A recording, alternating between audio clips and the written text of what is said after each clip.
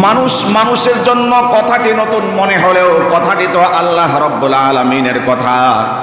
আল্লাহ রব্বুল আলামিন বলছেন, ওয়া'বুদুল্লাহা ওয়া লা তুশরিকু বিহি শাইআন ওয়া বিল ওয়ালিদাইনি ইহসানা وبالوالدين إحسانا وبذي القربى واليتامى والمساكين والجار ذي القربى والجار الجنب والصاحب بالجنب وابن السبيل।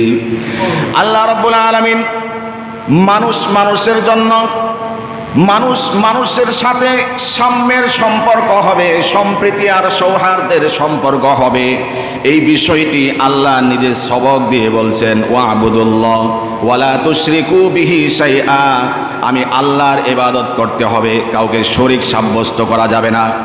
এরপরে যেই মানব অধিকারের কথা আল্লাহ বলেছেন, ওয়াবিল ওয়ালিদাইনি ইহসানা, বাবা মা যারা আছে তাদের সাথে সুন্দর আচরণ করতে হবে। ওয়াবিজিল কুরবা, নিকটাত্মীয় যারা আছে, ঘনিষ্ঠতম যারা আছে তাদের সাথে সুন্দরতম আচরণ করতে হবে।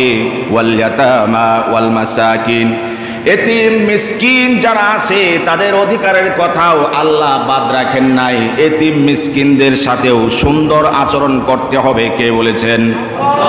আল্লাহ রাব্বুল আলামিন আরো বলছেন, ওয়াল জারি যিল কুরবা ওয়াল জারিল জুনুবি ওয়াস সাহিবি বিল জামবি ওয়াবনিস সাবিল। আল্লাহ রাব্বুল আলামিন মানুষের যে আরো কাতার রয়েছে, স্তর রয়েছে, স্টেপ রয়েছে, তাদের ব্যাপারেও বলছেন, ওয়াল জারি যিল কুরবা, যারা প্রতিবেশী আছে তাদের সাথেও সাম্যের আচরণ করতে হবে। ওয়াল জারিল জুনুবি ওয়াস সাহিবি বিল জামবি ওয়াবনিস সাবিল, দূরবর্তী প্রতিবেশী, নিকটবর্তী প্রতিবেশী যারা আছে তাদের সাথেও সাম্যের আচরণ করতে হবে। সর্বশেষ আল্লাহ রাব্বুল আলামিন বললেন, পথিক যারা রয়েছে, মুসাফির যারা রয়েছে তাদের সাথেও সাম্যের আচরণ করতে হবে। যিনি বলেছেন তিনি কে? আল্লাহ রাব্বুল আলামিন মানব অধিকারের কথা বলছেন, মানব অধিকার শিক্ষা দিচ্ছেন। সুতরাং পশ্চিমা পাশ্চাত্যের রাম বামদের থেকে মানব অধিকার শিক্ষা নেওয়া মুসলমানদের জন্য কোশ্চেন কালেও শোভা পায় না। আমার মানব অধিকার শিক্ষা দেওয়ার জন্য প্রথম আমার উদ্যোক্তা, আমার শিক্ষক হচ্ছেন মহান আল্লাহ, আর তিনি মেসেঞ্জার প্রেরণ করেছেন। আল্লাহ রাব্বুল আলামিন প্রথম শিক্ষা দিচ্ছেন যে এই শ্রেণীর লোকদের সাথে অবশ্যই সাম্যের আচরণ করতে হবে, এদের সাথে খারাপ আচরণ করা যাবে না। এটাই তো মানব অধিকার নাকি? মানুষের অধিকার, মানুষ মানুষের কাছে কি চাওয়া রয়েছে, কি পাওনা রয়েছে, এই বিষয়গুলো আল্লাহ শিক্ষা দিচ্ছেন।